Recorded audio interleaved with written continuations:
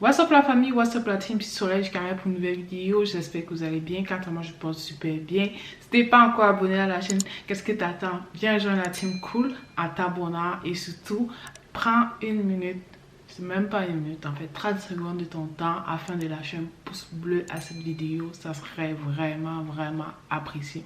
Donc aujourd'hui nous allons parler de la fameuse polémique qu'il y a derrière WhatsApp. Voilà, et WhatsApp a récemment mis à jour sa politique d'utilisation en fait, forçant les utilisateurs à accepter cette nouvelle politique d'utilisation jusqu'au 8 février 2021 ou à quitter définitivement la plateforme. Les internautes sont fâchés, ça, sur le net, ça fait qu'en parler. WhatsApp, on quitte WhatsApp parce que WhatsApp a décidé de transmettre ses données à Facebook.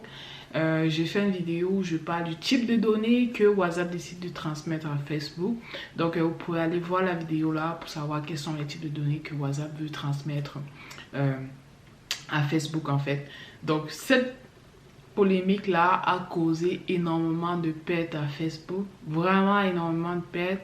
On se demande si ça en valait même la peine parce que les pertes que Facebook a rencontrées pendant cette semaine-là, cette semaine-ci qui est en train de se terminer, c'est énorme, plus que ce que Facebook avait dépensé pour acheter l'application WhatsApp. Il faut savoir que je pense que Elon Musk est en partie responsable de ça parce que celui-ci a tweeté comme quoi inciter les gens à utiliser l'application Signal qui est un concurrent de WhatsApp. Je me demande même si Elon Musk n'est pas derrière cette application là, ou n'a pas des pas dans la compagnie qui a fait l'application Signal. Il faut savoir que Signal a été créé en 2014, je sais pas. Elon Musk c'est quelqu'un qui touche un peu à tout, donc je sais pas s'il a sa part d'affaires dans Signal. Pourquoi est-ce qu'il a conseillé les gens d'utiliser Signal et de quitter WhatsApp en fait.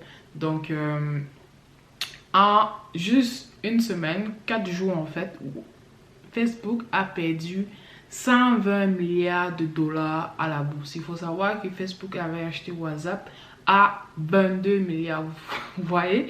Donc Facebook a perdu 100 milliards juste pour un simple tweet en fait, juste pour une simple politique d'utilisation.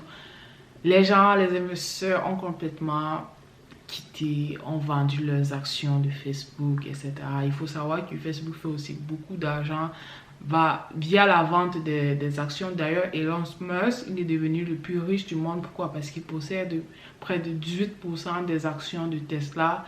Tesla, les actions qui ont vraiment monté en 2020 de près de 800%. C'est ça qui a rendu Elon Musk le premier le plus riche du monde, dépensant Jeff Bezos qui lui il a été le plus riche du monde pendant plusieurs années. Il faut savoir qu'Elon Musk lui possède plusieurs entreprises, dont une entreprise qui fait dans le transport des gens sur Terre pour la Lune, ou bref pour les autres planètes en fait, vous voyez.